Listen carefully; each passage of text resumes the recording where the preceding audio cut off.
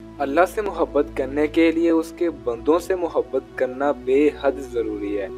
مسئلہ یہ ہے کہ ہم نے یہ محبت لفظ بس لڑکا اور لڑکی تک محدود کر لیا ہے، جبکہ محبت کی اول قسم انسانیت سے محبت ہے، بندوں سے، اس کے انسانوں سے محبت ہے، اور جانتے ہیں کہ محبت دینا سب سے آسان ہے، بس چند میٹھے بول، ہلکی سی مسکراہٹ اور نرم پرسکون لہجہ۔